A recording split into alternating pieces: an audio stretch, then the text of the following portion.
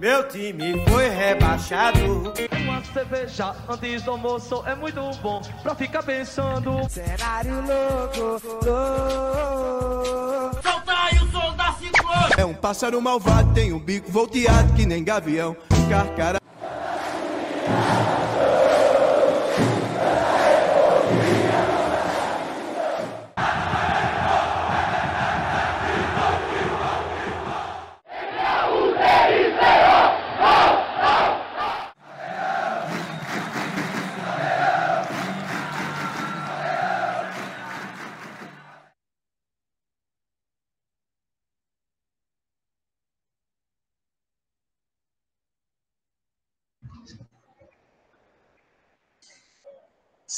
Salve, salve, galera! É com muita satisfação que a gente vai iniciar e apresentar aqui para vocês o nosso projeto Panelinha PE. É um projeto que a gente já vem há muito tempo planejando, ensaiando, debatendo, mas que finalmente, num dia bem movimentado hoje do futebol pernambucano, né? Dia de clássico, dia de definição de mata-mata, dia de encerramento da primeira fase, a gente vem na hora certa, digamos assim, iniciar esse projeto e apresentar para vocês. Aqui a gente vai falar sobre futebol, falar besteira ao mesmo tempo, de uma maneira bem humorada, descontraída, onde o clubismo e a zoação vão estar liberados, porém que a gente vai tentar fazer o negócio sem fugir da sensatez, né? Bom, antes de começar o debate, vamos apresentar as peças aqui para vocês. Eu sou o Lucas Araújo, para quem não me conhece, vou estar aqui representando o esporte, e vou passar a bola agora, nada mais justo, para o nosso atual campeão, salgueirense aqui. Aí que é tua, Pedro. Fala, galera. Eu sou Pedro, o pessoal também me conhece por Salgueiro. E é isso, estamos aí, vamos resenhar. E o galeto tá pegando fogo. Acho que um amigo meu que eu imagino que quer muito falar sobre futebol hoje, teve um resultado maravilhoso no clássico. O nosso alvirrubro, Elton. Vai que é tua, Elton. Então, velho, hoje não é um dia muito bom para falar sobre isso, mas como é um jogo que ainda não valeu nada, a gente tem esse argumento e a gente se encontra lá na frente, beleza? Beleza. E para fechar, nada mais justo, né? Tá bem animado, 2 jogos de invencibilidade já, é o começo de uma superação aí com o nosso grande Pedrão também. Nosso tricolor, vai que é tua, Pedrão. Meu amigo, para quem vinha só de derrota, 2 empates, tá no lucro demais, né? Quem perdeu por 7 e empatar com Afogados é uma vitória. A diferença é só a pontuação, que veio um, não veio os 3, né? Mas fora isso, tá tudo certo aqui. Justo. No começo da nova era. Bom, agora, já entrando no nosso tema, de fato, hoje a gente escolheu... Aliás, a gente não vai entrar no tema agora, mas antes de apresentar para vocês o nosso tema, hoje a gente escolheu 10 classificações marcantes do futebol pernambucano nesse século. É uma coisa mais recente, uma coisa que todo mundo que vai acompanhar esse programa teve a oportunidade de ver, de vivenciar, uma coisa que está refrescada na nossa memória. E não é bem o top 10, porque a gente não ia chegar no consenso de ordem. Cada um ia querer puxar para o seu. Então a gente também prezou pela representatividade, escolhendo 2 classificações de cada um dos times aqui, mais 2 de outras equipes do futebol pernambucano que não tem representantes diretos aqui. Mas antes de começar a falar de futebol propriamente dito, vamos falar das redes sociais. Cadê? Deixa eu achar aqui. Nosso Instagram, Panelinha PE, o Twitter, muito diferente, Panelinha PE também.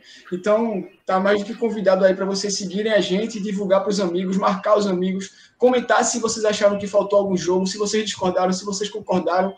Todo comentário é muito bem-vindo. E, obviamente, deixa o like aí, dá aquela fortalecida, se inscreve para dar essa moral para a gente. Estamos começando aí, vamos buscar sempre melhorar, mas com certeza nada melhor do que começar ganhando essa moral aqui de vocês. Bom, para início de conversa, acho que nada mais justo do que a gente aproveitar o embalo de um dia bem movimentado para o nosso futebol e falar sobre essa rodada. que fechou a primeira fase do Campeonato Pernambucano 2021, definiu os confrontos das quartas de finais e o chaveamento, né? Quem Sport e Náutico vão esperar para as semifinais. Bom, primeiro a gente teve a derrota do Salgueiro para o Central que já não queria mais nada, o Salgueiro que ainda tinha uma chance pequena ali de se classificar para a semifinal, mas precisava de uma combinação muito improvável de resultados. Mas o que foi que aconteceu, Pedro? O que é que aconteceu com esse Salgueiro, que era favorito, né? Eu me lembro que tu demonstrou confiança durante a semana, quando eu te perguntei o que esperar desse jogo, mas acabou que não deu muito certo. Boy, quando você me perguntou, eu tinha um técnico. Eu ainda tinha um técnico e eu ainda estava confiante. Mas aí, depois de eu mandar aquela mensagem no grupo, que obviamente zicou, o Sampaio Corrêa foi lá e pegou meu técnico, meu português, meu ídolo.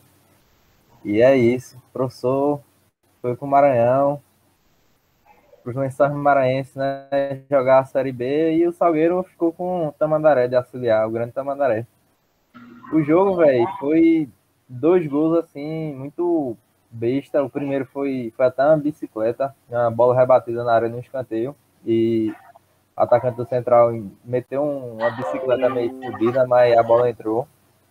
E o Salgueiro, a partir disso, começou a pressionar pelo empate. O poder ofensivo do time não é essas coisas, não é tão bom. Foi pro intervalo, o Central ganhando ainda. Aí no segundo tempo começou a pressionar mais e ao mesmo tempo começou a dar mais espaço também para o contra-ataque. E no contra-ataque do Central os caras foram e mataram o jogo assim, né? Porque tivemos a volta de Renato, né? O meio-campo que estava jogando o Catarinense foi eliminado e voltou para o Salgueiro. Aí ele entrou no segundo tempo, ele veio direto de Santa Catarina para Caruaru, fez um gol. E no último lance do jogo, o bicho meteu uma falta, velho. Que porra, a defesa do caralho de Wallace, velho, que era goleiro do Afogados. E quase que a gente empata, mas é isso. Estamos em terceiro lugar, o Santa Cruz não ganhou, então não mudou nada. Vamos enfrentar o Veracruz e vamos ver o que vai dar, né? Eu gostei que foi um golzinho besta, só uma bicicleta na entrada da área, mas é besteira. Não, pô. Pois é, achei um gol muito bonito também, mas... Você tá dizendo aí, você entenderia. A gente não viu o começo da jogada, realmente. Vamos dar esse crédito aí pro cara. Eu achei até os 2 gols do Central bem bonitos, né? O segundo foi... O cara tentou dar um chapéu no goleiro, O segundo conseguiu meio que na cagada. Foi bonito, o segundo foi bonito. O primeiro eu achei meio cagadinho, assim. Mas... do jogo, mano. E, bom, o Salgueiro, apesar dessa derrota, foi o melhor time classificado dos que se classificaram para jogar as quartas de final, considerando que Náutico e Sport entraram direto nas semis, e só não perdeu essa condição de ser o melhor colocado daqueles que vão jogar as quartas, porque o Santa Cruz não venceu o Afogados hoje. Um empate 0-0. Agora eu vou passar a bola para o outro Pedro aqui, comentar o que ele achou desse jogo. Foi um resultado justo. Eu confesso que não vi muita coisa, só vi o gol que o Pipico perdeu ali no comecinho. Pronto, foi só que eu vi. Uma fase que realmente não é boa dele, né? O grande artilheiro do Santa, que tem sido destaque nos últimos anos, mas que esse ano não tá conseguindo se destacar. Perdeu pênalti em clássico, perdeu gol feito em outro clássico, hoje perdeu mais um gol feito. A torcida tá caindo em cima dele. Queria que você falasse aí o que aconteceu nesse jogo de hoje, Pedrão. Eu não vou mentir, não. Hoje eu não assisti o jogo, depois desse lance de Pipico. E o cara com o gol aberto, sozinho na frente, e perdeu o gol daquele, hein? E ainda receber para isso. Eu parei de assistir ali, eu não... Mas, assim, o primeiro tempo, disseram que foi muito abaixo do que é um futebol normal, um futebol decente. Podia chamar Ney Silva para narrar um jogo daquele. E o segundo tempo foi mais para testar mais os jogadores que chegaram essa semana, né? Que recentemente teve o dia que não acabou o Santa Cruz, que demitiram o técnico, aí volta o técnico, aí demite o preparador, aí volta o preparador, aí demite o técnico. Aí dispensa jogador, traz jogador de volta. Teve tudo isso e consegui registrar os jogadores no tempo limite de fechar o bid na sexta-feira. Aí o segundo tempo foi mais para isso, para ver como ia entrar. Mas disseram que Bustamante e França entraram muito bem. O problema foi Pipico, que na hora de resolver, ele não resolveu. É complicado, velho. A gente vê que esse começo de temporada do Santa Cruz está sendo muito abaixo da crítica. Acho que o nível apresentado pelo futebol do Santa em todos os últimos anos, desde o rebaixamento da primeira divisão, foi um nível de futebol baixo. Acho que, por mais que tenha tido um aproveitamento bom nas competições de 2020, onde foi invicto no Pernambucano e ganhou quase todos os jogos da Série C, ainda assim não conseguiu os principais objetivos. E esse ano eu diria que é o futebol com o nível mais baixo de todos esses últimos anos. Mas é o time que eu vi já do Santa Cruz. E olha que eu vi time mesmo. Pois é, velho. É o time que mais lembrou aquela época da Série D, né? Eu diria assim, pelo menos nesses primeiros jogos. Teve um jogo interessante contra o Retrô, um jogo animado, né? Um jogo lá e cá. 5 gols. Não dá pra entender, não. Foi basicamente o mesmo time. Não teve nenhuma alteração assim de gritante, mas não rende. Pois é, velho. A gente não sabe ainda, vamos esperar para ver, né? Tem que dar tempo ao tempo para a gente cravar se foi um ponto fora da curva ou se a saída do treinador deu alguma sacudida no elenco.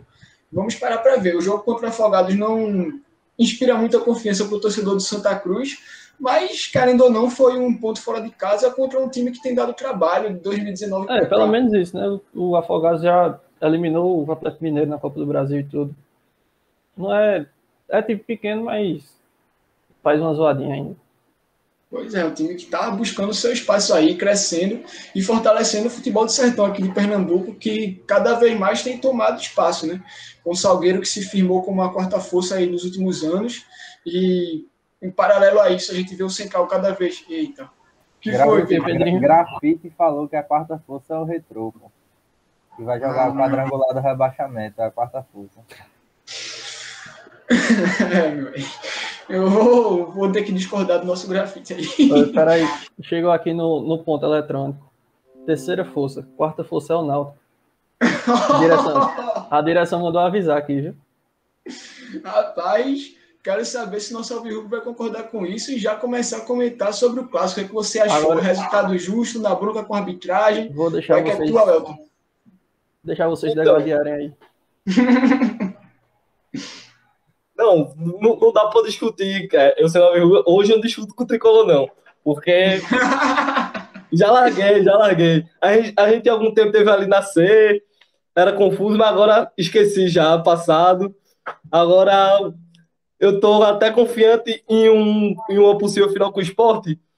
Não sei se é ilusão, mas tô. Enfim, acho que hoje, velho, o primeiro tempo foi uma coisa muito... Eu acho que foi um jogo que era esperado, assim. O Náutico era um time que vinha embalado, o Sport se defendendo bem, saindo nos contra-ataques. O primeiro gol foi os dois, o primeiro e o segundo foi tipo lambança daquela zaga do Náutico. Ronaldo Alves não dá mais para ser titular de jeito nenhum. O nosso goleiro também não inspira confiança nenhuma. Mas assim, aí o Sport meteu um gol logo no começo do jogo. O Náutico ainda tentou ir para cima, também não criou muito, o Sport se defendeu muito bem, mas Maílson ainda pegou 2 bolas do caralho, velho. 2 defesas do caralho de Maílson, na cabeçada de Brian e no chute de fora da área que ele pegou em cima. Mas aí quando voltou o segundo tempo foi horrível. Hélio tentou mudar alguma coisa, mas aí o Náutico não reagiu e piorou. O Sport teve chance de fazer fez 3 e aí teve chance de fazer mais. O Náutico não reagia.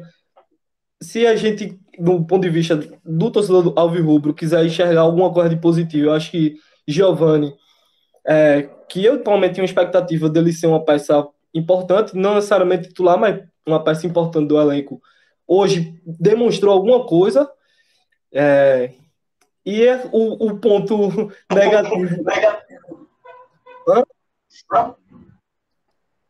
Ninguém falou não, homem.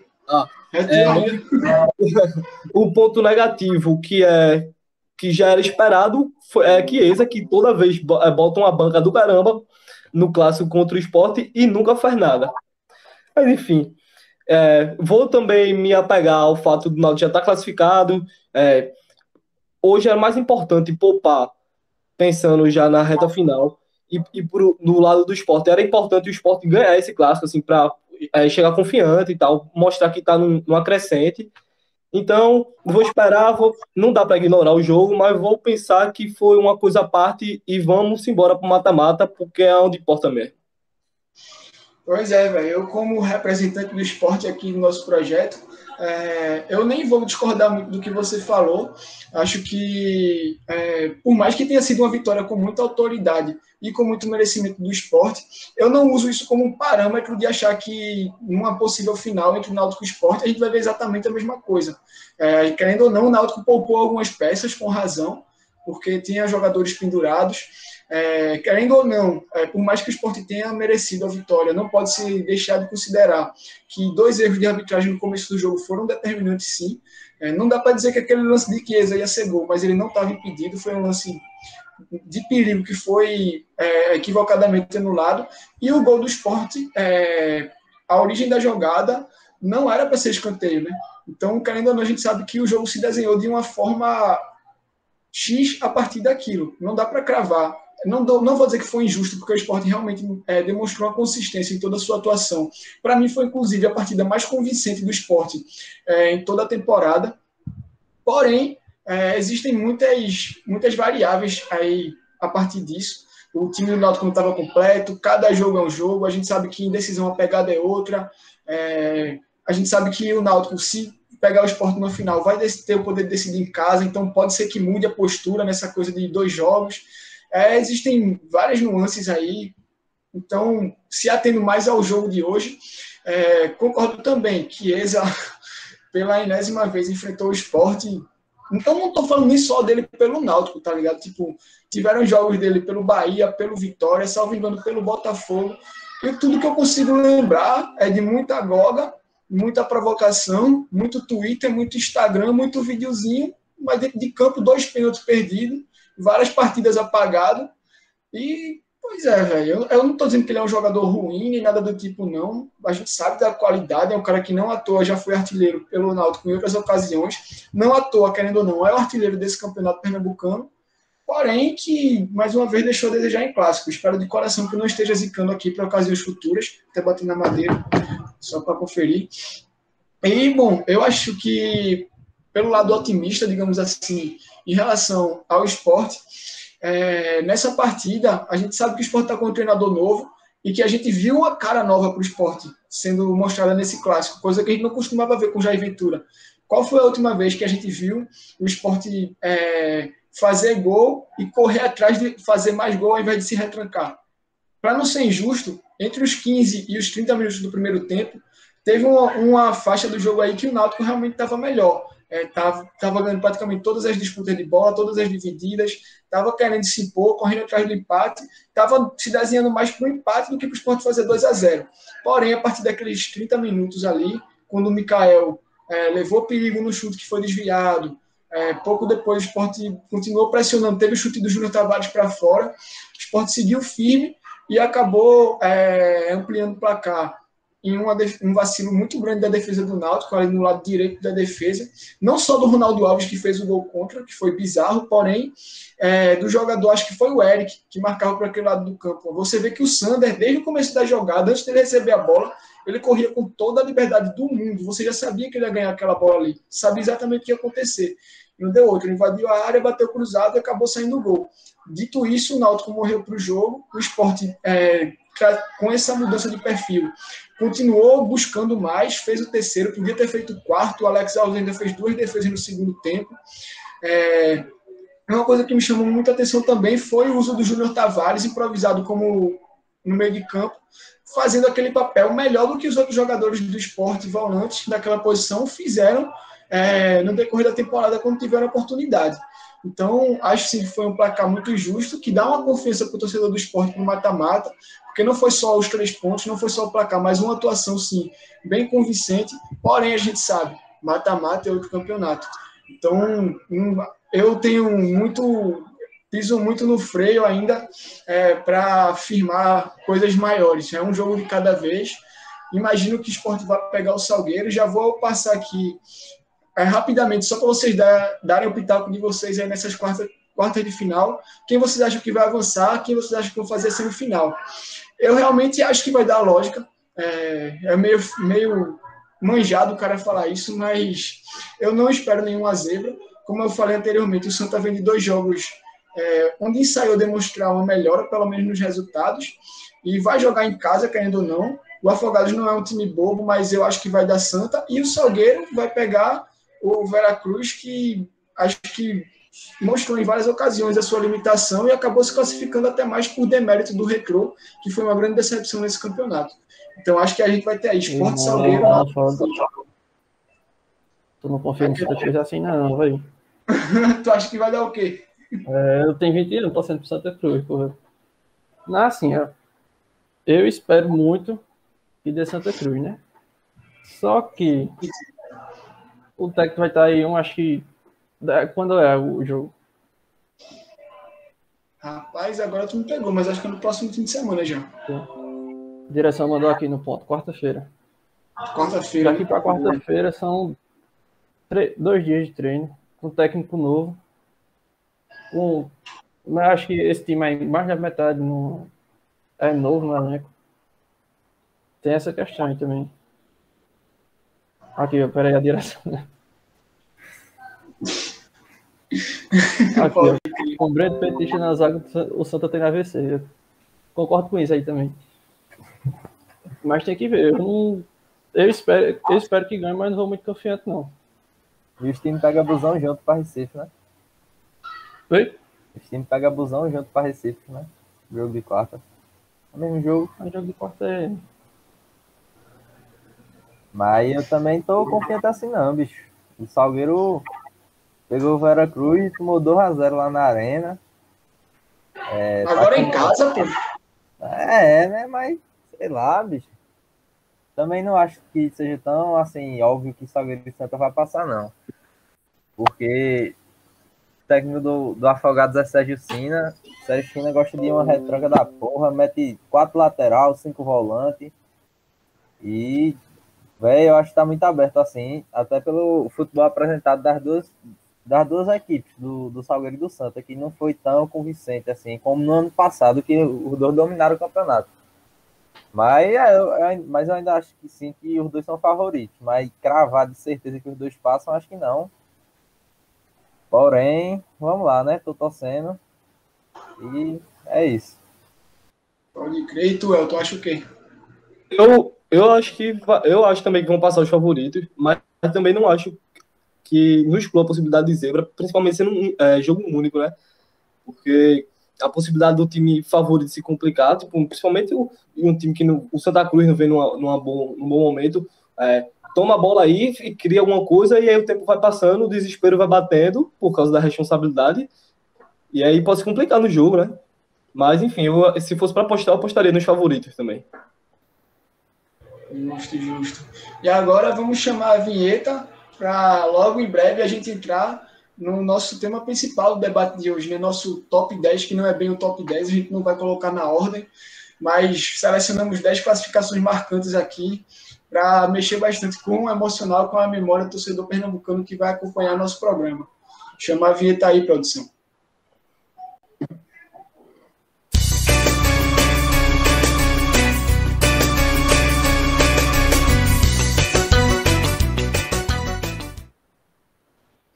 Vinheta tocada, vamos entrar no nosso top 10, que não é bem o top 10, pela enésima vez que a gente está falando isso. Porém, são com certeza 10 partidas muito memoráveis e, bom, na mesma lógica que eu usei no começo do programa, eu vou usar agora também, começar com o nosso atual campeão, né? Que está com a moral em alta, pelo menos até o final desse campeonato. Passar a bola aqui para o nosso Pedro Salgueiro. A gente vai fazer o seguinte, como a gente prezou pela representatividade, escolheu 2 jogos para cada um daqui e outros 2 jogos de outras equipes que não estão com representantes aqui no nosso programa, a gente vai fazer uma rodada onde cada um vai citar um e depois a gente vai citar outra partida de outra equipe e depois a segunda rodada, onde vamos citar os segundos jogos de cada equipe. Então, meu salgueirense, qual foi a primeira classificação que você escolheu aqui para a gente? Ao microfone, pai. Foi mal. Mas vamos começar falando de Salgueiro e Paysandu logo, para botar a pica na mesa, né? Começar falando do Salgueiraço, como os torcedores do Remo chamam. Bicho, esse jogo foi foda, velho, porque última rodada da Série C, o Salgueiro tava brigando ao mesmo tempo para cair, ou para não cair, e também chance de se classificar. E para passar de fase, o Salgueiro precisava de uma combinação muito doida lá, e essa combinação deu, e o Salgueiro passou em quarto, assim, nas raspas da Série C, e foi pegar o Paysandu. O líder, liderou tudo, tava no quarto ano na Série C seguido, ou seja, os caras estavam putaço já de estar doido para subir. Primeiro jogo no Salgueirão, 1-1, ou seja, já dá aquela desanimada. Primeiro jogo em casa o time empata. E tinha o critério do gol fora, né? E ainda empatou sofrendo gol, né, mano? Aí é foda. Aí, segundo jogo, os caras botaram o jogo pra Curuzu. E, porra, o Paysandu não perdia na Curuzu há mais de 2 anos. O técnico do Salgueiro deu uma entrevista falando que não queria ganhar do Paysandu lá para ter a invencibilidade. Queria empatar em 0-0 para se lascar assim. Então, tipo, os caras alugaram o trio elétrico. Porra, a putaria toda, a torcida do Paysandu invadiu o bagulho, tava tipo um caldeirão do caralho. E o Paysandu abriu 1-0 no jogo. Bruno Rangel, que Deus o tem agora, né? Que faleceu no acidente da Chape.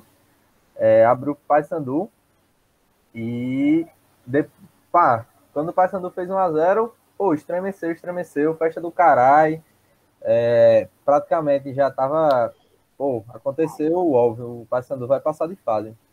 Só que aí o Salgueiro conseguiu empatar com o Fagner, saudoso Fagner, e conseguiu virar ainda no primeiro tempo com o Júnior Ferrino, numa cabeçada que, porra, ele fez o gol, só que ele levou um chute na cabeça, nem comemorou direito. Foi lá deitado no chão. Aí, bicho, foi foda. Começou o segundo tempo.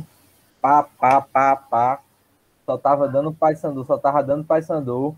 Aí o Salgueiro no contra-ataque com o do Chiquita fez 3-1. Porra, meu irmão, festa do caralho, velho. Tipo, foi do lixo ao luxo, pô. E a torcida do Paysandu não sabia de nada, mano. E, porra, aí, ainda pra piorar, o Salgueiro teve 2 expulsos, depois de fazer 3-1, ficou jogando com 9 jogadores. E a direção tá perguntando aqui se esse Paysandu é o time que ainda tá na Série C. É esse mesmo. Para quem não sabe, nossa direção hoje é um grande alvirrubro, né? Então tem toda aquela questão daquela polêmica do jogo do acesso para a Série B, todas as provocações que saíram a partir daí. Mas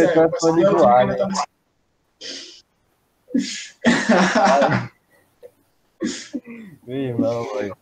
Aí o Salgueiro jogando com 9 em campo, velho. Paysandu massacrando, conseguiu fazer 3-2. Mas o Salgueiro se fechou direitinho, ficou ali, pá, velho, conseguiu, segurou o acesso. E aí foi só festa, velho, foi só festa. Depois disso, o Salgueirão, naquela época, só cabia mais ou menos umas 3.000 pessoas.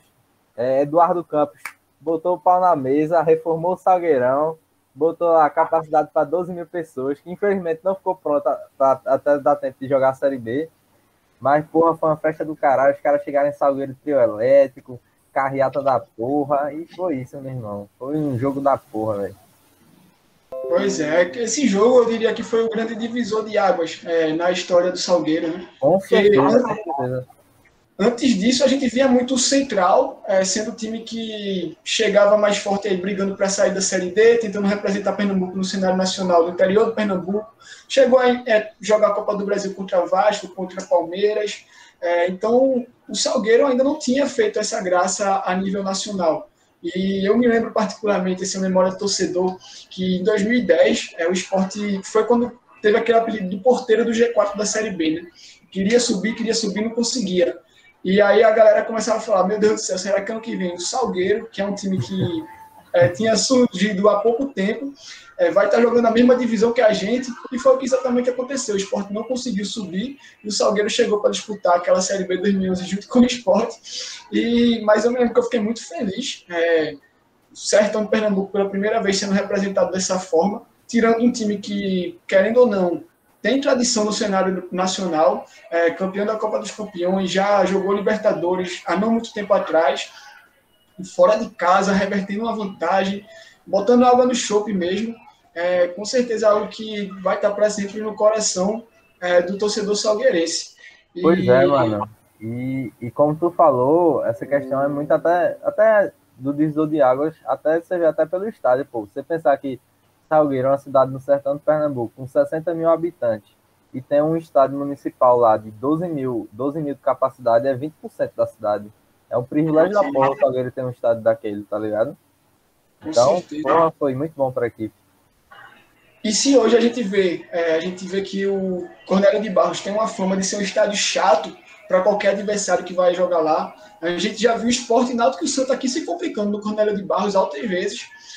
Pode ter certeza absoluta que essa ampliação do tamanho do estádio foi algo determinante para isso, para virar, de certa forma, um caldeirão para o Salgueiro, que depois disso começou a se firmar como um clube de terceira divisão, conquistar acessos com mais propriedade na Série D, e que agora bateu na trave no ano passado, né? Mas ainda assim é um time que hoje, eu não vou falar de história para não mexer com polêmica, porque eu sei que vai ter todo um debate envolvendo isso, mas que hoje no futebol pernambucano hoje com certeza a quarta força do nosso futebol, passa diretamente por esse dia extremamente memorável. O Elton e Pedro, vocês têm alguma lembrança especial assim, dessa época, desse jogo do Salgueiro? Não, desse jogo em si não, mas você estava falando aí do Cornélio de Barros. Vale lembrar que Tarcísio da Buzina montou um Cornélio de Barros na mente de Vanderlei Luxemburgo quando estava no Esporte.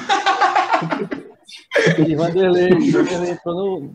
E de Arnaldo Barros, e ele levou censuraram uma buzina, censuraram uma buzina, meu irmão. É engraçado, velho. Era meio bizarro você ver os caras com toda a pompa, toda a goma, toda a estrutura, chegar para jogar com o Salgueiro lá e ficar incomodado com a buzina, meu irmão. Era muito engraçado, não conseguia nem ter raiva de nada, tá ligado? Vanderlei Luxemburgo, técnico de Real Madrid.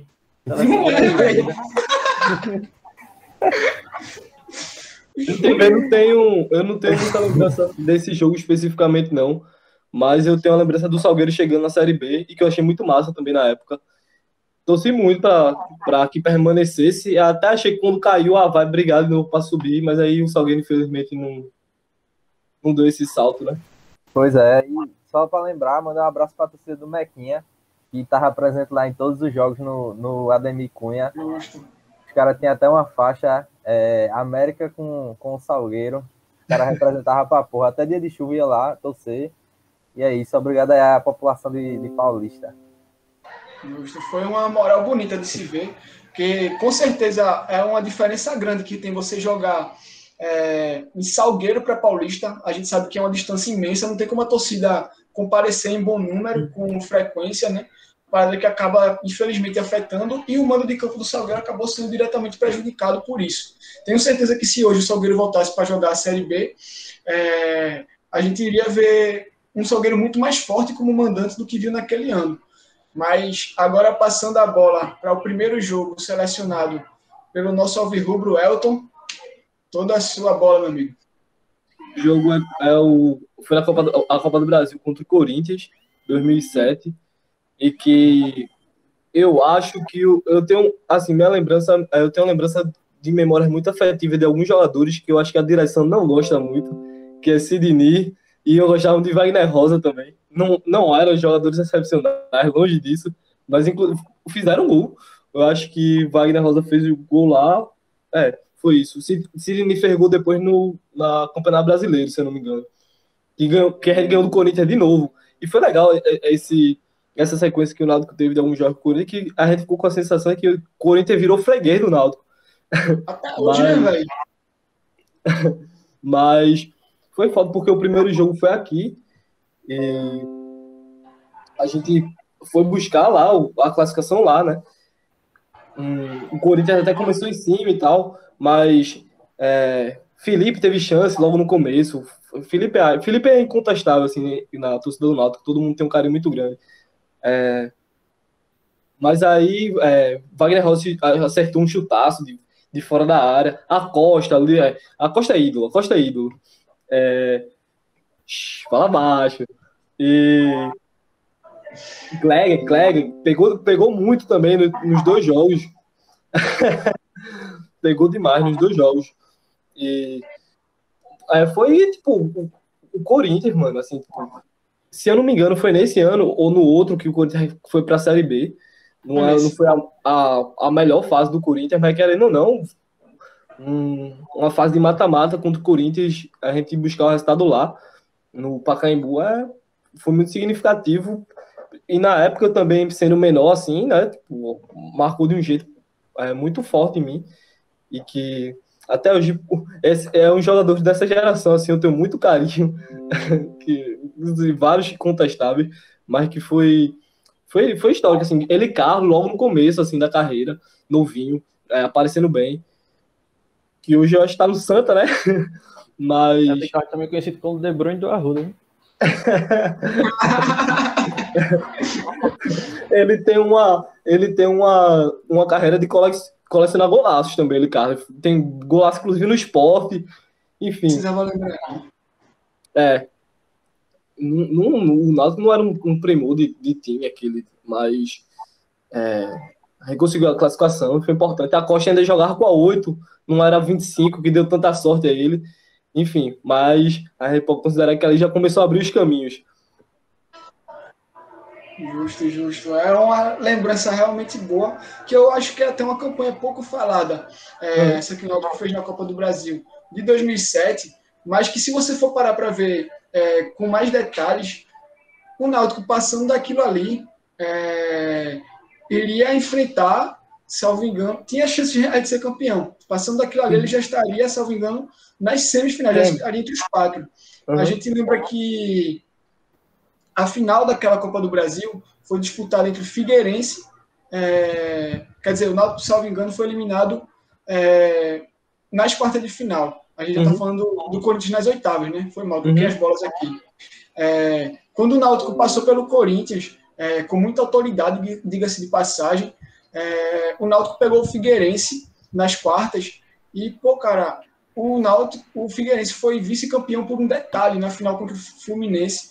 O Figueirense chegou a empatar o jogo no Maracanã em 1-1, jogava pelo 0-0 em casa, mas acabou perdendo dentro de casa por 1-0. Então fica aquela sensação de que, quem sabe, o Náutico poderia ter beliscado esse título, né? Como não chegou entre os 4 primeiros, acabou ficando nas quartas, acaba não sendo tão perto, então a gente não lembra muito disso.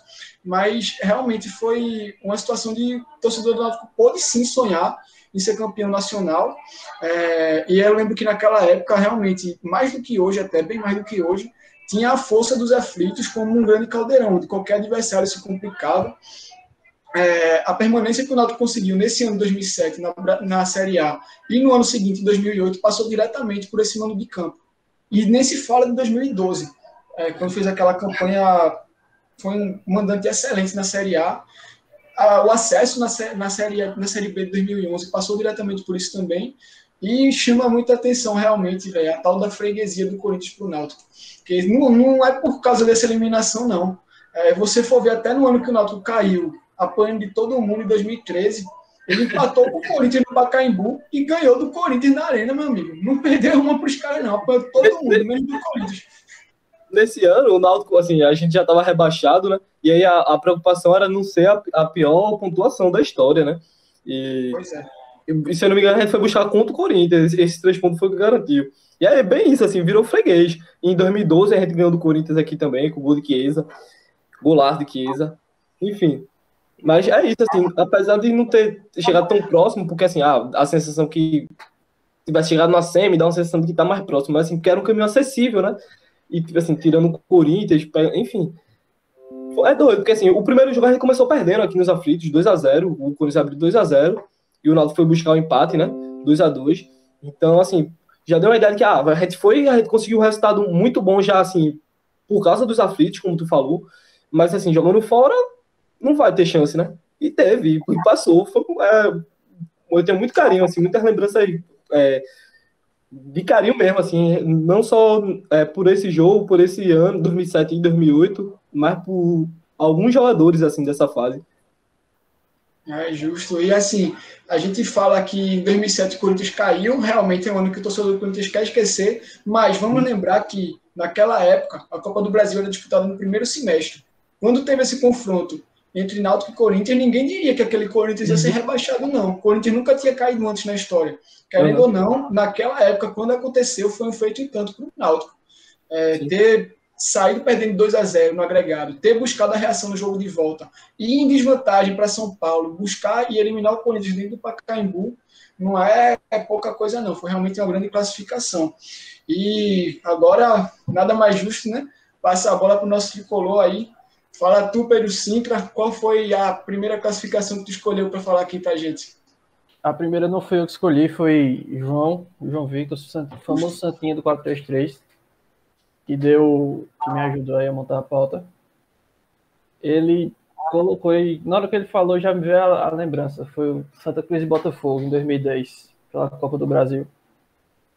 O Botafogo em 2010 vinha com o Jefferson, goleiro da seleção. O Louco Abreu vinha com o Herrera. E o Santa Cruz, um ano antes, tinha terminado a Série D em 28º. Se eu não me engano, foi o Lanterna, perto disso. Tinha sido campeão estadual em cima do Flamengo, né? O Botafogo. Foi. Do Imperador, tá? Aí, quando saiu o sorteio da Copa do Brasil, eu me lembro até hoje que na hora eu já travei. Dali não passava. Aí vem o primeiro jogo, Herrera fez um gol. E Jefferson pegando até pensamento, não passava nada ali. Pegou o pênalti, né? Pegou um pênalti. E isso no Arruda. Ia decidir lá no Engenhão. Aí no Engenhão foi logo no começo, o time veio com tudo, o Santa Cruz foi com tudo pra cima do Botafogo. Acho que no comecinho teve um gol de Léo, uns 5 minutos, eu acho, uma coisa assim. E Herrera tava com fome de gol. Naquela época ele fez o primeiro do Botafogo, empatou o jogo, virou. Mas aí teve a estrela do Santa Cruz, né? Que veio com o quase ídolo, o Brazão. Empatou o jogo. Se não me engano, ele sofreu um pênalti também. Cavou um pênalti, Jefferson pegou de novo. Aí na hora já veio desenhando tudo, né? Jefferson pegando pênalti, no primeiro jogo pegou pênalti, a gente perdeu. E no finalzinho, se não me engano, foi Souza. Acho que foi 45 minutos do segundo tempo, fez um gol que ali foi o drama do Botafogo todinho naquele jogo. Rapaz, muito bem lembrado. A gente estava falando aqui anteriormente que esse time do Santa 2021 era o que mais estava lembrando o nível técnico do time da época da Série D, que é a pior de todas da história do Santa Cruz, com certeza. E esse time de 2010 era justamente um time que atravessou esse período, que jogou a Série D e que não conseguiu nem sequer subir para a Série C. Foi conquistar a sessão em 2011. Então, eu me lembro que era um time realmente muito limitado, um dos piores times que o Santa Cruz já teve, mas que nessa classificação contra o Botafogo foi uma buscada incrível. Por ser um time que estava na última divisão, contra o time que estava na primeira, por ter perdido dentro de casa e ter tido peito para buscar lá no Engenhão, por estar em desvantagem, depois de ter abrido o placar no Engenhão, ter tomado a virada e ter conseguido buscar outra virada, meu amigo, aquilo foi realmente impressionante. Eu me lembro bastante, inclusive, que a alegria da torcida de Santa Cruz foi tanta, estava numa época tão sofrida, que naquele jogo os caras lavaram a alma, foram buscar o time no aeroporto, se eu não me engano. Teve uma festa dessa. No aeroporto. Foi. E acho que muito interessante a lembrança que você teve, que me escapou. Quando eu lembrava desse jogo, eu não pensava nisso. Jefferson começou a ter o auge dele, eu diria, naquele ano 2010, que foi quando ele pegou aquele pênalti de Adriano na final do Carioca, não foi isso? Foi. Pois é, então assim, a gente vê que, como eu falei anteriormente também, a Copa do Brasil naquele ano era disputada no primeiro semestre. Então não teve um intervalo de tempo muito grande entre esse jogo do Santa Cruz e o título do Botafogo, que colocou Jefferson como um ídolo mais do que nunca para a torcida do Botafogo. Então a gente pode dizer sim que o Santa passou por um time que estava em um período positivo de sua história. A gente sabia que aquele título carioca do Botafogo em 2010 foi talvez o mais marcante que o clube já conquistou, pelo menos dos recentes. Aquela cavadinha do Louco Abreu, o Jefferson pegando pênalti, vencendo o Flamengo depois de 3 vices seguidos no Campeonato Carioca. Foi realmente uma classificação muito improvável e muito naquela heróica época o Carioca era respeitável, né? Demais, velho. Tinha respeito pelo Carioca naquela época. Não tinha um regulamento tão esculhambado, né, velho? Pois é. E o ataque do Botafogo nessa época é lembrado até hoje, né? De Louco Abreu e Herrera. Bote fé, Louco Abreu e Herrera. Louco Abreu que naquele mesmo ano disputou a Copa do Mundo. Somente. Pra você ver. E meteu cavadinha lá. E meteu cavadinha. Roubou a cena a nível mundial. E o Santa lá na Série D, meu amigo, conseguiu fazer esse estrago aí. Realmente, claro que o torcedor do Santa Cruz tem uma memória afetiva muito maior, com 2015, 2016, 2005.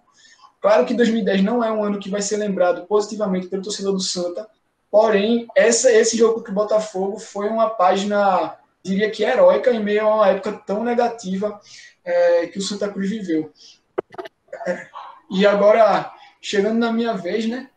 É meio manjado, é meio clichê falar de 2008, quando a gente está falando de classificações heróicas, mas eu realmente não podia deixar de falar daquele bendito, abençoado, sagrado gol de Durval contra o Internacional nas quartas de final da Copa do Brasil. Naquela época, o Internacional ele foi campeão da Sul-Americana naquele mesmo ano, venceu o Estudiantes numa final muito emocionante, gol na prorrogação e tudo mais. O Internacional foi campeão gaúcho, metendo um tal de 8-0, 8-1 na final. Então, assim, era um time muito respeitado. 2 anos antes tinha sido campeão do mundo contra o Barcelona. Ainda tinha uma certa base daquela equipe, né? Tinha nomes como Fernandão, Klemer, Nilmar. Era um time excelente, muito favorito, disparadamente favorito. O Sport já tinha eliminado um grande favorito na fase anterior, que tinha sido o Palmeiras. E aí chegou para pegar o Inter. Primeiro jogo no Beira-Rio não deu, perdeu por 1-0. E com aquele sistema de gol fora de casa, 1-0 é ainda mais traiçoeiro, porque você toma um gol, você tem que fazer 3. Logo de cara, o Sport conseguiu aliviar essa pressão quando fez um gol 1-0 com o Leandro Machado. Acho que com 3 minutos de jogo só, conseguiu equilibrar a situação. Porém, ainda no primeiro tempo, o Internacional fez o gol. E o Sport ia ter que fazer 2 no segundo tempo. Uma missão realmente difícil para um time que não tinha nenhum favoritismo, estava diante de uma das melhores equipes do país. E aí o Sport conseguiu fazer um gol com o Roger, o desacreditado Roger, diria até. E quando a torcida começou a inflamar, faltava mais um gol, vamos buscar, o juiz inventou uma expulsão extremamente bizarra, inexplicável, injustificável do Luciano Henrique, que era a mente pensante daquele time do Sport. E aí, meu amigo, como é que você vai fazer para buscar esse gol contra um time melhor tecnicamente, com 1 a menos? Estava no desespero, já estava no abafa. O Inter estava conseguindo administrar, não estava fazendo um grande jogo, mas estava conseguindo administrar. E aí, meu velho, se você não tem a mente pensante do seu time, se você está com 1 a menos, você vai ter que recorrer ao tal do milagre. E foi aí que numa bola parada, Durval, que ninguém nunca tinha visto bater uma falta antes na vida, simplesmente decidiu chegar ali naquele time que tinha Carlos Bala e Luizinho Neto, que eram 2 cobradores de bola parada, chamar a responsabilidade e dizer, não, estou confiante, quem vai bater sou eu. E aí aconteceu um dos maiores gols, um dos maiores gritos de gol da Ilha do Retiro em todos os tempos, um dos gols mais importantes da história do Sport Clube do Recife, um gol talvez mais emblemático até do que os gols do título, tá aí talvez não, mas não fica muito atrás, porque realmente a gente vê muito falar do gol de Newton no Morumbi, o gol do Carlos Bala do Corinthians, mas aquele gol do Durval acho que não fica atrás na memória afetiva do torcedor do esporte. Acho que toda aquela superstição, aquele clima de confiança, quem não tinha antes passou até ali. Depois que o Sport fez aquele gol internacional, acho que nem o torcedor do Sport deixou de ter a mentalidade que só ia sossegar quando fosse campeão. Ninguém estava aceitando passar daquilo ali para ser eliminado posteriormente, não. Depois daquilo ali, a mentalidade já era de realmente ganhar a Copa do Brasil, a confiança subiu, aquela sensação de que está escrito, de que uma coisa dessa não acontece se não for para você ganhar. E, cara, foi algo realmente muito, muito, muito marcante, improvável e chega a arrepia. O torcedor do Sport que lembra daquele gol, que viveu aquele momento, principalmente no estádio, é coisa para contar para os netos, para os bisnetos, para os filhos, para todo mundo. Não tinha como eu não citar essa classificação contra o Internacional, e que esse gol, ele não foi aos 45 do segundo tempo, não. Ele foi aos 33, 34. Depois daquilo ainda teve uns 10, 15 minutos com um a menos, levando pressão, levando bola na área, segurando o coração, respirando fundo. O Internacional ainda veio a ter um jogador expulso pouco depois também, mas foi realmente com todos os requintes de emoção, todos os requintes de encantamento que aquela classificação marcou o torcedor do esporte. Vocês têm alguma lembrança especial de como vocês estavam assistindo esse jogo? Alguma coisa assim? Eu tenho lembrança porque minha família, o par de mãe é rubro-negra, meu avô era rubro-negro doente, e um tio meu também é rubro-negro doente, e em relação até ao gol que tu falou, que não é maior do que os da final, eu acho que se for considerar o tamanho de gol, talvez até seja, porque os gols da final nem tenho tanta lembrança, mas esse gol de Duval realmente, para os torcedores de uma maneira geral, assim, se ser rubro-negro, é um gol que assim, acho que todo mundo lembra e tal, uma pancada lá da puta que pariu, e enfim, a galera depois disso, realmente, o torcedor do Sport foi muito confiante depois daquilo ali. É tipo a defesa de Vitor na Libertadores, aquela defesa do Cupa. É tipo esse lance que acontece que você, agora vai. Pois é, velho. Realmente. Muito boa associação com a defesa de Vitor na Libertadores. Não foi a defesa do título, foi nas quartas de final, assim como o gol do Durval, mas que é uma das coisas mais lembradas daquela campanha. Com certeza absoluta. E ainda teve o comentário de Carlinhos Bala, né? Quando terminou o primeiro jogo contra o Corinthians. Foi. E assim, ele que já estava ganhando a Copa do Brasil, uma coisa assim. Foi, que aquele gol de Newton, o Sport tinha perdido por 3-1, ele disse que o gol de Newton tinha sido o gol do título. Você perder por 3-1, ter culhão de falar isso, meu amigo, na final contra o Corinthians. E ainda por cima. É coisa que só Carlinhos Bala faz. Acho que todo mundo olhou aquilo e pensou, zicou. Já era. Hoje em dia ninguém ia perdoar, velho. Hoje em dia, hoje em dia, meu irmão, Carlinhos Bala era fudido. Não, com certeza absoluta, velho. Foi mesmo. O cara ter culhão de falar aquilo, ainda por cima, meter gol no jogo de volta. Pelo amor de Deus, velho. Carlinhos Bala é um personagem ímpar, único, inigualável. É o rei, não é à toa não, velho. É o rei mesmo. E Carlinhos Bala e Givanildo Oliveira, um sentado um do lado do outro ali no trono máximo do futebol pernambucano. E, como a gente falou anteriormente, a gente selecionou também a classificação de outros times do futebol pernambucano que não tem representantes aqui. E o primeiro que a gente vai citar é o Central, um time muito tradicional do futebol pernambucano, que pode estar em baixa, pode vir de anos muito irregulares, mas que tem uma história que não se apaga, e acho muito justo a gente lembrar que na Copa do Brasil de 2009, o Central enfrentou o Ceará. O Ceará, que era um time da segunda divisão, tinha todo o favoritismo, empatou em 0-0 no Lacerdão, e foi para o jogo de volta, com o Central tendo o benefício, digamos assim, de poder empatar com gols para se classificar.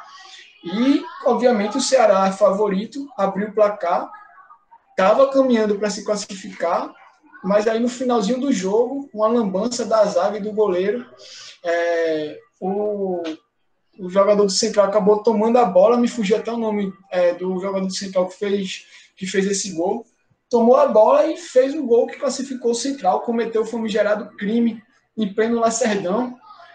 O Ceará foi eliminado e o Central, na fase seguinte, enfrentou o Vasco. Aí não deu para o Central, realmente foi eliminado, mas foi uma eliminação, essa classificação contra o Ceará, que marcou bastante na época.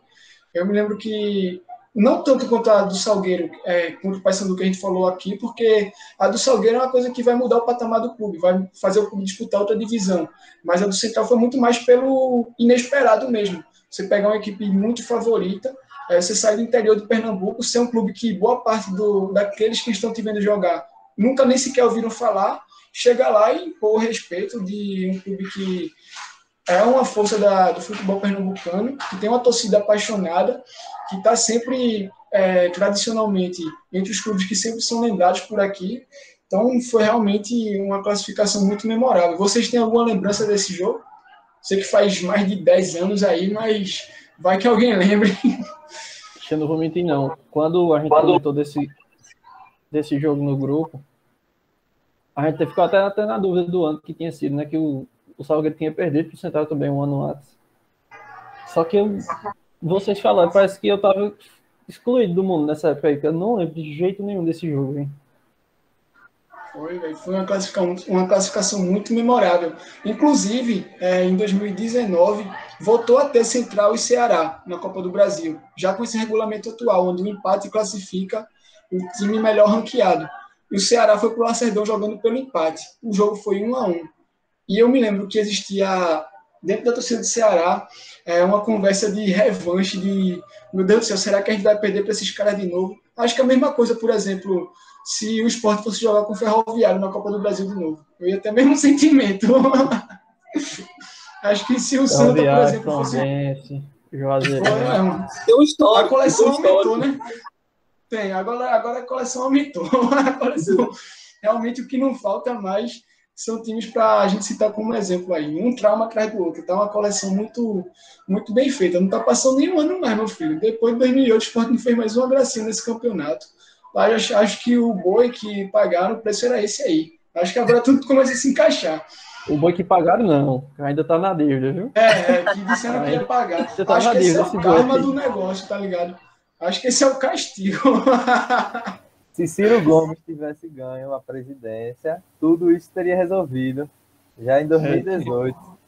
Ele teria limpado o nome do esporte aí. Esse boi. Meu Deus do céu. Pra você ver. Acho que no próximo programa, onde a gente vai falar dos vexames, dos episódios mais folclóricos, isso aí tem vaga tranquilamente, meu amigo.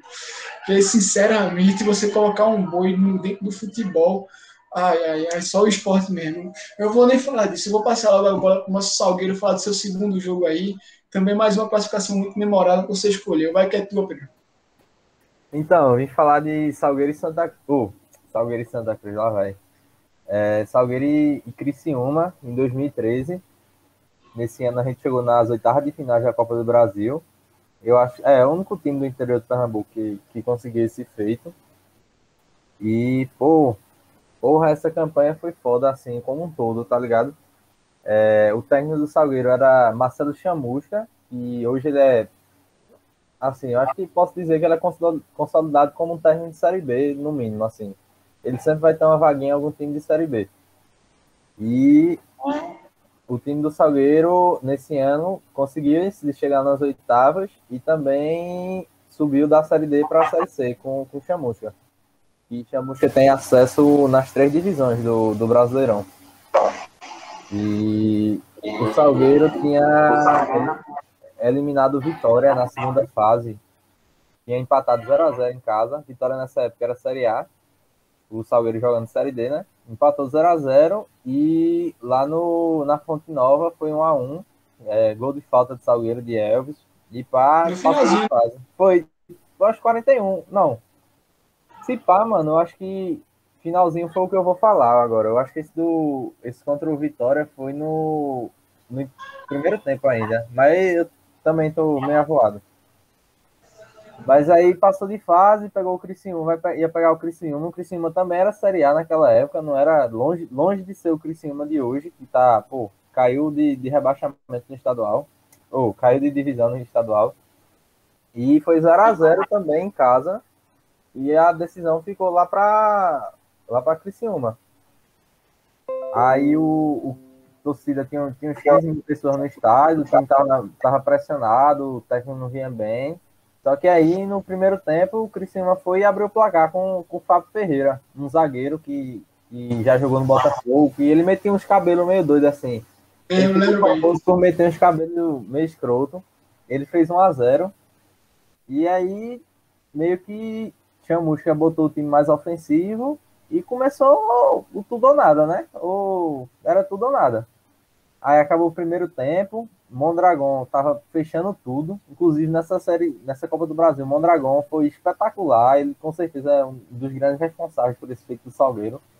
Ele tava fechando tudo, o goleiro do Criciúma também tava muito bem, E aí, velho, aos 41 minutos do segundo tempo, uma bola muito escrota, assim, rebatida na área, sobrou pra cá, pra lá, chutou, bateu, voltou. O grande Fabrício Ceará, nosso El Carecon, o maior artilheiro da história do clube, inventou de dar um voleio e a bola entrou, não sei como, velho. Ele só chutou lá na doida e a bola corre de 9. Foi um gol de 9. E a bola entrou. E aí foi 1-1. Teve os 4 minutinhos para acabar os 45 dos acréscimos, o Salgueiro segurando. E a gente conseguiu passar de fase. E foi para as oitavas de final da Copa do Brasil. E foi, assim, com certeza foi... Acho que tirando o acesso para a Série B e o Campeonato Pernambucano, acho que foi um dos maiores feitos do Salgueiro, de ter chegado às oitavas de final da Copa do Brasil. E se você pensar hoje, 16 clubes do Brasil, e o Salgueiro estava lá jogando Série D, tendo eliminado 2 times de Série A, foi um feito da porra. Foi, velho, foi realmente. E assim, uma coisa que pouca gente sabe, mas nesse ano o Salgueiro conseguiu um feito que até hoje, por exemplo, o Santa não fez, que foi avançar 3 fases na Copa do Brasil. O Santa já chegou até as oitavas de final algumas vezes, mas numa época onde você disputava 2 fases antes de chegar nas oitavas. Não, passou agora, 2018, não? Jogou até contra o Fluminense, 2019. Chegou até as oitavas. Pronto, foi. É o Santa Cruz. Ali foi nas oitavas. Eu me lembro que na época que o Salgueiro conseguiu, o Santa não tinha conseguido.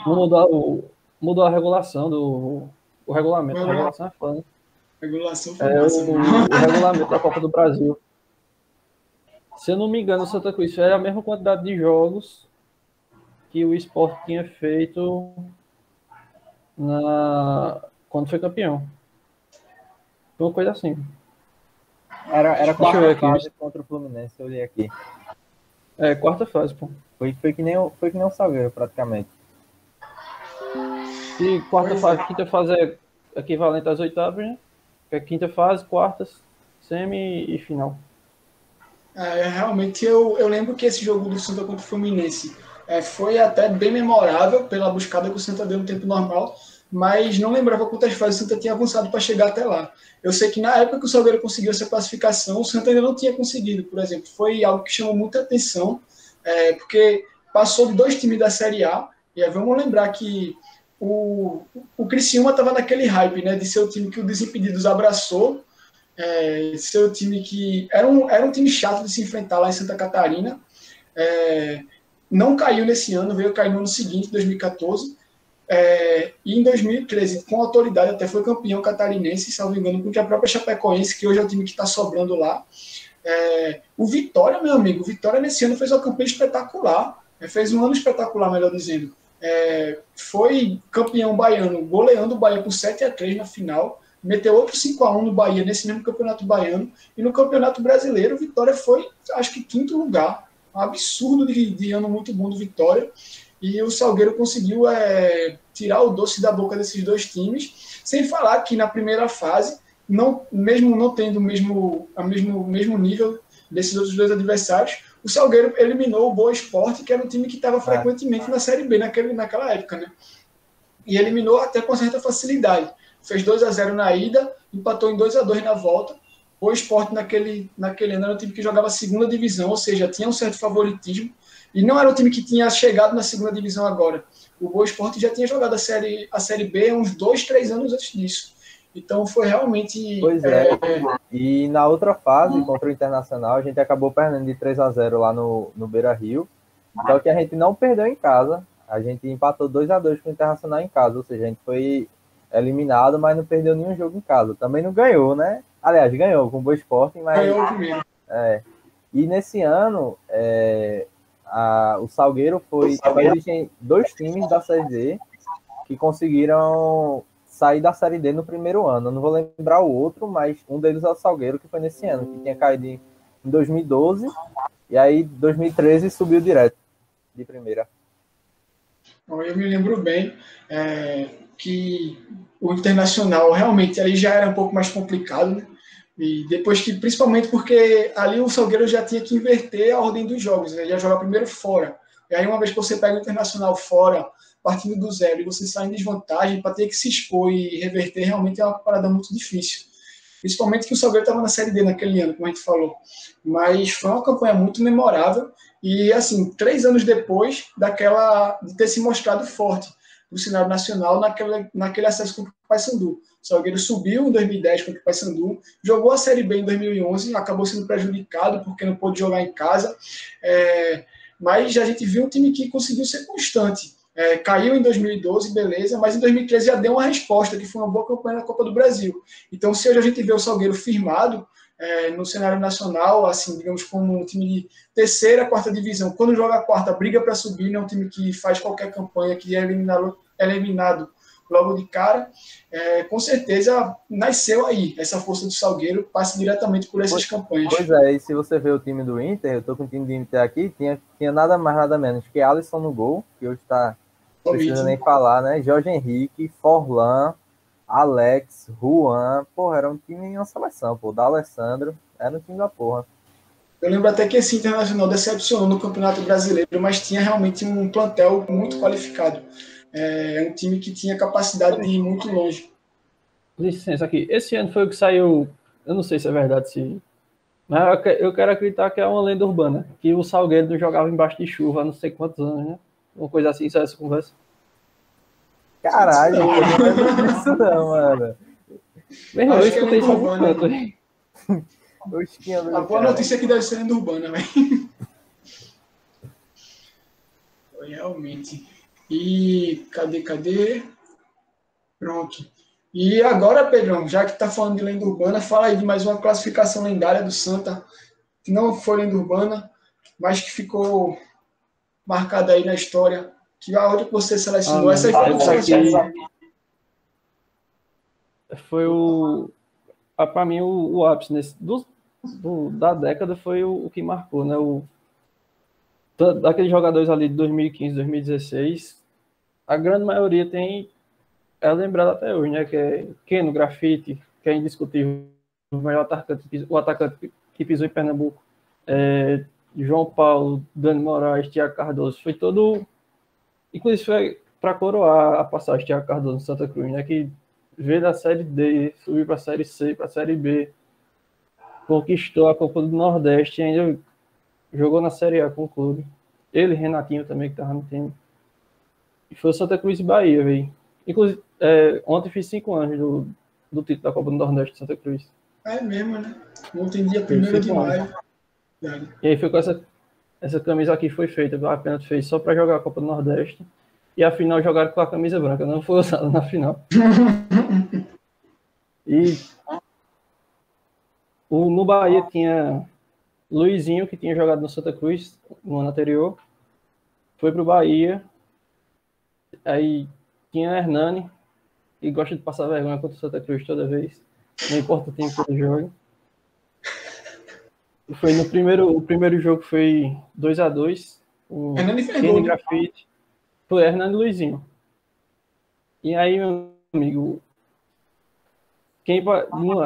o Bahia sempre teve esse status que, mesmo quando estava por baixo, tem o nome, né, do Bahia, bicampeão brasileiro e tal. E ficou para decidir na volta lá em Salvador. E na volta foi toda aquela agonia na Fonte Nova. Eu me lembro que fiz uma postagem, Dani Moraes fez uma postagem perguntando onde era que você estava na hora do jogo do Bahia. E eu estava em casa numa angústia, eu não queria ligar a televisão, estava com medo de assistir. Porque quando o Santa Cruz só depende dele mesmo, a gente sabe que tem a tendência de dar errado, né? E foi, Grafite fez o gol, aí classificou o Santa Cruz. E quando a gente viu que enfrentar o Campinense já tinha um alívio, né? Que não ia ser fácil, mas também não ia ser complicado assim. E ainda tinha Raniel no Santa Cruz, Raniel que tá no Santos, jogava nessa época. Tava surgindo ali, né? Uma galera boa. Realmente, velho, lembro demais desse jogo. Lembro que foi no mesmo dia que teve Sport Campinense, que o Sport foi eliminado. Eu lembro que o Santa fez o gol no começo do jogo, né? Grafite fez um gol muito bonito, diga-se de passagem, driblando o goleiro. E aí o Bahia teve o jogo inteiro para fazer um gol que colocaria o Bahia de novo em vantagem, porque tinha o critério de gol fora, se fosse 2-2 e 1-1. O Bahia ia se classificar, porque fez mais gols na casa do Santa, mas o Bahia pressionou, amassou, e Thiago Cardoso, aí o torcedor do Bahia conheceu aquilo que eu já conhecia como torcedor do esporte, né? Pois é, o torcedor do Bahia conheceu aquilo que eu já conhecia bem, né? Quando aquele bicho queria, meu amigo. Quando era o dia dele fechar o gol, não adianta, você pode passar 3 dias chutando a bola aí, não vai passar não. Era absurdo. E ele até veio a cair de rendimento no segundo semestre daquele ano, mas, como a gente falou, como você bem disse, aquela Copa do Nordeste coroou aquele time do Santa. Se esse time do Santa de 2016 é lembrado com carinho até hoje pelo torcedor, essa campanha foi primordial para isso, foi o carro-chefe daquela época. E eu lembro que era o Santa de Milton Mendes, velho, era o Santa que jogava bem mesmo. Não era um time que conseguia... Não era um time que conseguia na retranca, por exemplo, como o Zé Teodoro. Não estou criticando o Zé Teodoro, ele fazia um milagre com o que ele tinha. Mas o time de Milton Mendes, eu lembro que amassou o Bahia no primeiro jogo da semifinal. Foi 2-2, mas só deu Santa. Uma pressão, intensidade muito alta. Foi o time que passou por cima do Náutico na semifinal do Pernambucano, ganhou a final do Pernambucano para o Sport também. E ainda começou muito bem o Campeonato Brasileiro. É um time que realmente viveu ali um período curto, mas muito bom. O Santa Cruz se fudeu aquele ano quando chamaram de Leicester brasileiro, que até já nasceu. Ali zicou. Ali se zicou. Ficou assim de ser campeão da Série B em 2015. Foi só acho que, se não me engano, foi na última rodada que decidiu o título. Eu me lembro que o Santa em 2015 começou mal a Série B. Aí depois que acordou, ninguém segurou mais. Se o Santa tivesse começado a reação um pouco antes, talvez até conseguisse aquele título, que acabou ficando com o Botafogo. O Botafogo foi um pouco mais constante, o Santa acordou um pouco mais tarde, mas quando acordou ninguém segurou mais. Aí, em 2016, até começou mal aquela Copa do Nordeste, quase foi eliminado na primeira fase, mas conseguiu se classificar. Foi classificado na última rodada contra o próprio Bahia, com o gol do Moraes, que empatou o jogo. Exato. O Santa classificou no detalhe, ali no aperto, no choro, e aí teve a troca de treinador já nas vésperas do mata-mata. Milton Mendes assumiu e classificou heroicamente contra o Ceará, classificou heroicamente contra o Bahia e foi campeão até heroicamente contra o Campinense também. Mesmo que na final a obrigação fosse do Santa, acho que a maneira como o título foi conquistado foi heróico. O gol no finalzinho do primeiro jogo, sai perdendo o jogo da volta, busca o gol de empate. Foi realmente um período, como eu falei, foi curto, mas foi muito memorável para o torcedor do Santa. Foi um período de tempo que não foi tão extenso, mas que naquela época viveu muitas coisas grandes, feitos inéditos, 2 títulos em uma mesma semana, em 8 dias, um começo de brasileiro, depois de 10 anos, que na época, beleza, o desfecho não foi muito bom, mas naquelas 4 primeiras rodadas, o torcedor do Santa do céu. O problema daquele time foi todo financeiro, porque se você ver dali, dos jogadores que mais jogavam, todos ficaram na Série A ou foram para fora do país. Realmente, velho. Acho que o setor defensivo era um defeito grande, mas do meio para frente, acho que é incontestável a qualidade que aquele Santa Cruz tinha. Léo Moura, Dani Moraes, Neres, que chegou a jogar no Sport ainda. Lateral esquerdo, se não me engano, era o Thiago Costa. Não, era Roberto. Não, era o Thiago Costa mesmo. Aí vinha o William Correia, João Paulo. Aí jogava ali Lele de vez em quando. O Alisson, que tá no ABC.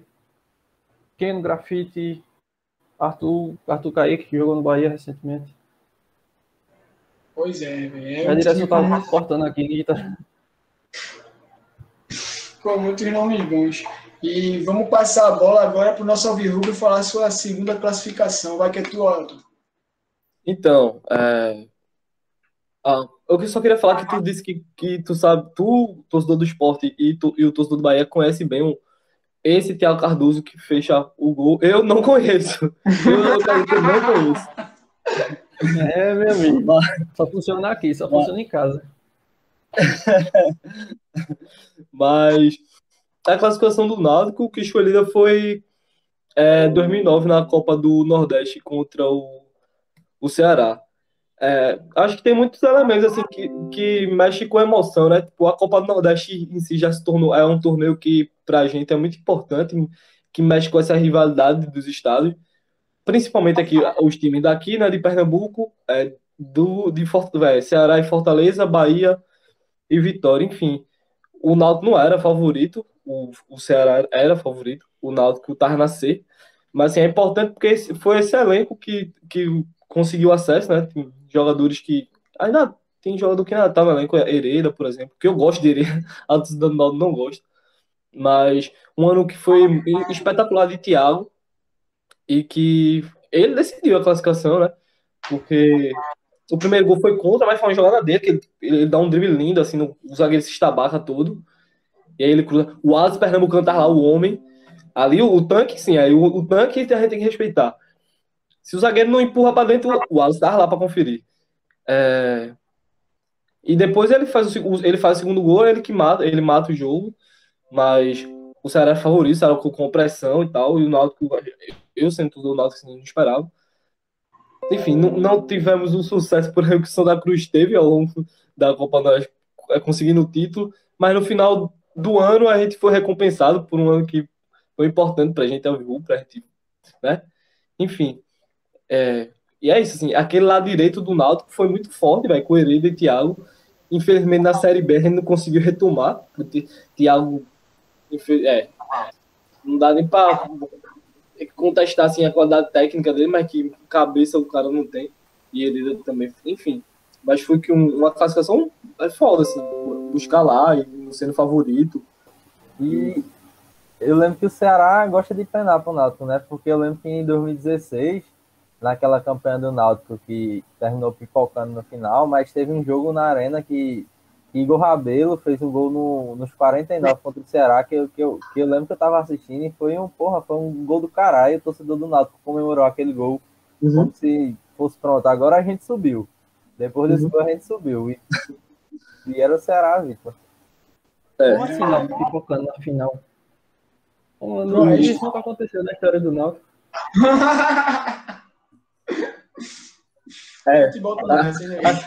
A gente tem alguns gols que a gente pensou, eita, agora a gente subiu. A gente tem alguns gols. Mas... Ei, peraí, que a direção aqui não gostou muito da brincadeira, não. No próximo episódio ele vem aqui e a gente... Hoje o episódio favoreceu outros times. A gente vai ter episódio pra gente bater de volta. Mas acho muito importante uma coisa que o Elton falou, que às vezes nem é muito lembrada.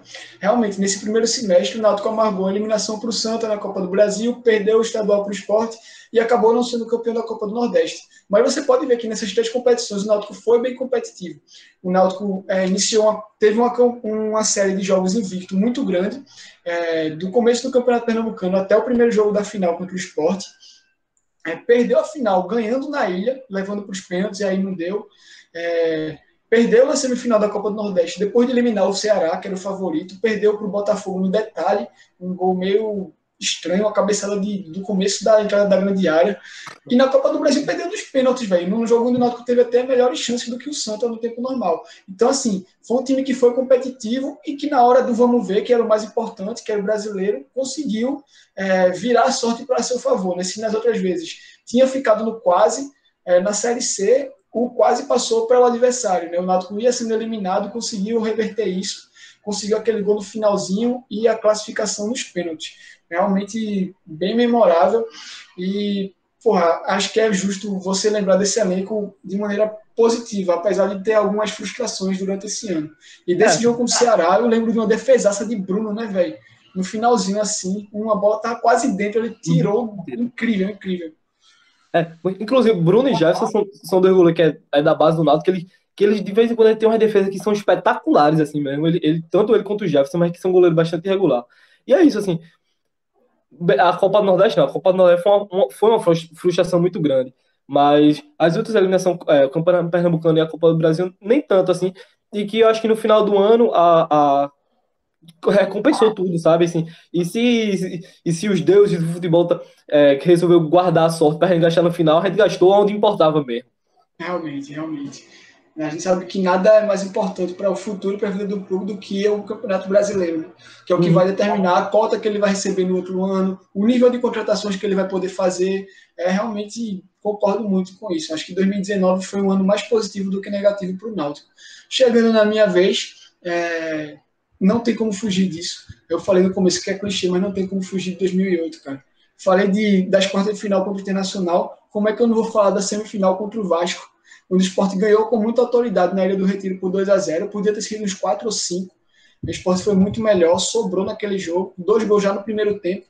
E no jogo de volta, com uma vantagem muito boa, o Sport foi para o intervalo com 0-0, voltou para o segundo tempo com a classificação bem encaminhada, teve boas chances, colocou uma bola na trave até com o Newton. E quando parecia que ia ser uma classificação mais tranquila, aconteceu aquilo que sempre acontece com o Sport, né? Tem que ser tudo sofrido, tem que ser na emoção, tem que ser suado, tem que ser um negócio escandaloso. Aí acontece que o Sport tomou o primeiro gol de cabeça, o Vasco foi para o abafa, foi para a pressão, o Sport estava conseguindo a classificação no tempo normal, aí num chute aleatório de longe, que não ia dar em nada, Magrão acabou soltando a bola e Edmundo fez o gol. E é aquele gol que deu aquele banho de água gelada, que você pensa, porra, fudeu. Eu preferia ter levado 5-0 do que tá vivendo isso agora e tal. Foi um sentimento horrível, uma vibração da torcida do Vasco. E a comemoração do próprio Edmundo, com todo aquele ar de, meu Deus do céu, lavou a alma, conseguiu. Todo mundo, o psicológico, com certeza virou a favor do Vasco naquele momento. Meu amigo, eu me senti muito abatido. Se por um lado eu falei aqui anteriormente que aquele gol de Durval contra o Internacional foi um gol que fez com que a gente tivesse aquele sentimento de, meu Deus do céu, agora eu vou ser campeão. Esse gol de Edmundo deu aquele sentimento de, fudeu, mano, já era, agora eu vou ser eliminado, eu vou amargar uma eliminação com gol no finalzinho. E foi para os pênaltis, eu me lembro perfeitamente de me ajoelhar na frente da televisão, com muito nervosismo, por estar vivendo uma parada que era um sonho, e eu não queria deixar escapar dessa maneira, fiquei naquela aflição, e logo de cara, o próprio Edmundo, que tem essa sina, né, ao longo de uma carreira vitoriosa, mas ele batendo o pênalti é uma negação, a gente sabe disso. Ele tem essa sina na carreira dele e não foi diferente, felizmente não foi diferente. Mandou por cima do estádio, assim. Eu acho que qualquer momento essa bola pode cair no quintal de qualquer um de vocês que está assistindo esse vídeo. Ela pode estar pelo espaço, a gente nunca sabe. Eu acho que nunca encontraram essa bola. E em seguida, todos converteram suas cobranças. Eu acho que, inclusive, essa bola pode estar orbitando junto com o Dani Moraes, depois que o Iltinho brecou, aí Dani Moraes. Aí tá ele a bola. Meu amigo, vamos respeitar que o cara é um senhor aposentado agora. Por favor, esqueça esse momento aí. É mesmo. Mas realmente foi uma boa lembrança, velho. Foi um gol bonito, uma boa jogada. Foi de vez. Do jeito que a gente ensina a não fazer, né? Não vai de vez que você vai tomar o corte. Enfim, aí nessa cobrança de pênalti, tem uma situação bem angustiante, que é quando ninguém erra, mano. E você pensa que aquilo nunca vai acabar. Você fica na agonia, meu Deus, os caras têm que errar, e não erra. E aí quando vai a vez do Sport bater, você fica pensando, meu Deus do céu, a gente acertou todas, uma hora vai errar. Meu Deus do céu, fica naquela agonia. E não errou, felizmente, o Sport teve um aproveitamento muito bom. Porém, eu tenho que destacar uma coisa. Senhor Magrão, Alessandro Batirrosa me todo bateu um pênalti. Primeiro que eu pensei, goleiro bater pênalti deve ser um tiro de meta. Aí lá vai ele bater devagarzinho, colocadinho. A bola bate no travessão, quica em cima da linha e entra assim, bem no detalhe. Meu amigo, eu não infartei porque eu era um pré-adolescente naquela época. Mas se eu tivesse 60 anos de idade, pode ter certeza que eu teria empacotado na mesma hora. Meu Deus do céu. Aí beleza, né? Depois os pênaltis continuaram sendo convertidos e Carlinhos Bala, sempre o nosso personagem, né? Assumindo o protagonismo, converte a última cobrança. O Sport se classifica para aquela final, meu amigo, e o resto é história. Toda aquela angústia de achar que ia ser eliminado de uma maneira muito frustrante com o gol no final, o Sport toda conseguiu lavar a alma. E eu me lembro perfeitamente, nessa época, a coisa que marcava muito era no dia posterior você ver a cidade tomada de vermelho e preto. Nessa ocasião não foi diferente. Foi realmente muito bonito. E esse é o jogo que eu escolho como a segunda classificação. E fica faltando uma que, cara, todo mundo que está vendo esse jogo, tenho certeza que está muito viva nas nossas memórias. Foi um dos últimos momentos de alegria. Opa! Antes de ir para a próxima classificação, como é que é tua? Eu tô rindo aqui, porque Marcelo não tá aqui no chat. Tu falou aí que o resto é história, o cara manda. É uma história triste, tô emocionado. É uma história, mano, uma história.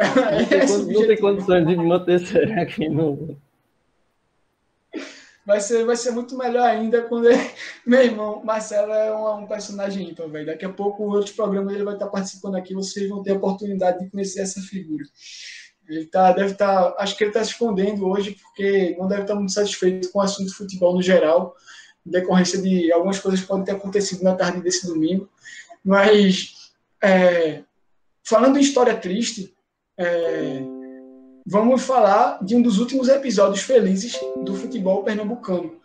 Porque antes desse inferno de pandemia, a gente viveu todo mundo junto aqui, uma emoção compartilhada, né? Uma coisa que conseguiu unir todas as torcidas para uma classificação heróica, improvável e emocionante do Afogados contra o Atlético Mineiro na Copa do Brasil. O Atlético Mineiro de muito investimento, que todos os anos está brigando aí entre os primeiros do Brasileiro, montando um time forte para ganhar Libertadores, que há menos de 10 anos ganhou Libertadores, ganhou Copa do Brasil, que tem um elenco muito qualificado, que tinha treinador gringo, um venezuelano que eu já esqueci até o nome, mas que chegou com toda a pompa de quem ia atropelar o Afogados. Dudamel. Dudamel, muito bem lembrado, Pedro. E, pô, cara, o Afogados era um time praticamente recém-nascido, né? Jogou a Série A1 em 2019, conseguiu o terceiro lugar, em 2018 também. Em 2018, 2019, conseguiu o terceiro lugar e classificou para a Copa do Brasil. Desculpa aí lembrar disso, Salgueiro. Mas, enfim, fato é que conseguiu a classificação e aí foi para o confronto contra o Atlético, chegou a estar ganhando, tomou um empate, depois ficou com um a menos, diga-se de passagem, para tornar o negócio mais heróico ainda. Fez outro gol, tomou um empate de novo, e quando já parecia muito ter levado essa decisão para os pênaltis, o Atlético ainda converteu as duas primeiras e o Afogados errou duas primeiras. Depois que você abre um 2-0 de 5 pênaltis, mano, você pensa que já era, né? Tá tudo encaminhado ali. Pouquíssimas vezes a gente viu esse cenário ser revertido. Mas naquele dia ali estava escrito que o povo pernambucano ia ter uma alegria muito grande. Né? E acabou que o Atlético errou as suas cobranças restantes, o Afogados converteu, foi para as alternadas e ia acontecer aquilo que eu falei, de todo mundo acertar todas as cobranças, parece que não vai acabar nunca, fica aquela angústia, meu Deus do céu, isso nunca vai acabar. Eu estava nervoso aqui em casa assistindo esse jogo, velho, e acabou que o Afogados se classificou, o Atlético perdeu o seu pênalti, o Afogados, para terminar tudo, o pênalti da classificação escapou da mão do goleiro do Atlético Mineiro, velho. O goleiro foi na bola, tocou nela. Meu amigo, aquilo ali foi realmente um orgulho muito grande para o estado. Eu me lembro que teve carreata na cidade, todo mundo muito feliz, uma festa incrível. Eu queria saber agora o relato de vocês assistindo essa partida heróica e histórica do Afogados, uma das últimas alegrias antes, quando a gente ainda nem sabia, éramos felizes e ainda não sabíamos, né? Pois é, velho. Eu lembro que eu tava em casa e, tipo, eu tava acompanhando o Twitter na hora e realmente estavam todas as torcidas, todo mundo acompanhando esse jogo, que era o jogo da Globo, de 9h30, e tava todo mundo na torcida pro Afogados, velho. Tipo, foi uma grande, assim, como é que posso dizer, energia positiva torcendo pro Afogados. E foi 2 golaços do Afogados, velho. Se vocês puderem depois relembrar a memória, foi 2 jogadas do caralho. O primeiro foi uma jogada de um... Esqueci o nome do cara agora, não vou lembrar, né? Mas ele, meteu uma arrancada do caralho e bailou no lateral. E o segundo foi um chute de Candinho de fora de área. Então, tipo, foi 2 golaços. E, eu lembro que foi uma alegria do caralho quando o Afogados passou. O Wallace ficou muito famoso, porque ele tava usando boné. Virou... Eu ia comentar isso agora. Foi um grande personagem da classificação. Foi o goleiro de boné, que tava de noite ainda. Verdade. O boné que era da pousada, que dava que ele morava lá na pousada, aí em troca disso ele usava o boné para fazer a propagandazinha para ele. Sim. O Lucas falou que foi alegria, uma das últimas alegrias pro povo pernambucano, foi alegria pro povo brasileiro, porque, como o Pedro falou, todas as torcidas do Brasil, com exceção a do Galo, né, tava torcendo pro Afogado. Então, comemorou, foi legal, foi divertido acompanhar aquilo, velho. E esse Atlético Mineiro aí briga por tudo e não ganha porra nenhuma. Investimento aí só subir na dívida. Investimento da porra do Hulk, um monte de jogador e não ganha nada. E essa história de investir muito, fazer dívida e não ganhar nada, eu sei que a conta chega, viu? Eu posso atestar que a conta chega. E não é legal de pagar, não. Mas Não, pô, o próprio rival, eles têm uma experiência com o próprio rival, eles sabem. Não, e Aí, eu tava assim, vendo, saiu recentemente agora que Cruzeiro e Galo são Galo em primeiro e o Cruzeiro em segundo, as maiores dívidas do país. Passaram até Botafogo e Corinthians agora, a dupla de Belo Horizonte. Pois é, velho. Se a conta chegar, meu amigo, pelo menos a gente vai poder dizer que viu o Afogados fazer isso quando a conta não tinha chegado. Foi uma história bonita mesmo, herói caraca de verdade.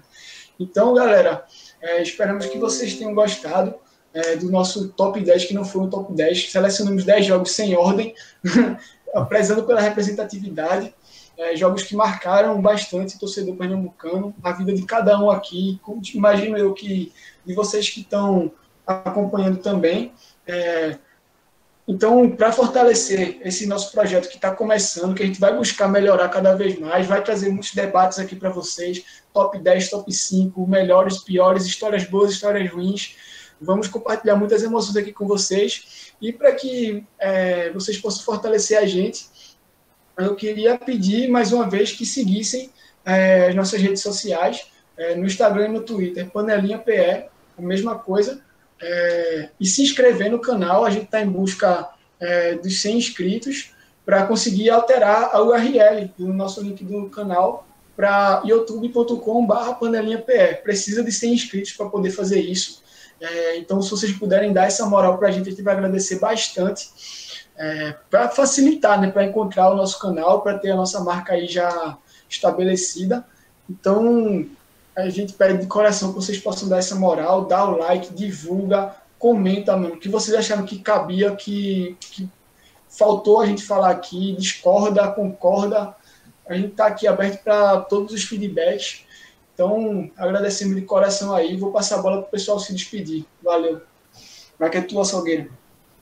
Vai, nós aí, galera. Como o Lucas falou, segue a gente nas redes sociais. Fala se discordou, se concordou, o que achou e tal. A gente vai estar sempre evoluindo. Vai trazer outras pessoas pro programa, nem sempre vão ser a gente. E é isso, tamo junto. Segue lá. Pedrão. É isso aí, né? Pra a galera seguir aí. Quem quiser seguir no Instagram, @camisa do Santa. Eu vou postar minha coleção de camisa, começar a postar minha coleção de camisas lá. E se alguém tem algo para falar aí, alguma comemoração, alguma classificação diferente da que a gente falou, só comentar aí embaixo, ou mandar no Instagram e a gente comentar por lá. Valeu, Elton. Aí é isso. A gente com comentário concordando, discordando, cornetando, de preferência os outros times que não seja o Náutico.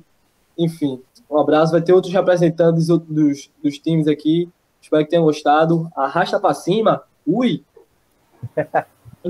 Valeu, rapaziada. Até a próxima. Valeu. Pronto, Meu time foi rebaixado. Uma cerveja antes do almoço é muito bom pra ficar pensando. Cenário louco, solta aí o som da ciclone. É um pássaro malvado, tem um bico volteado que nem gavião. Carcara.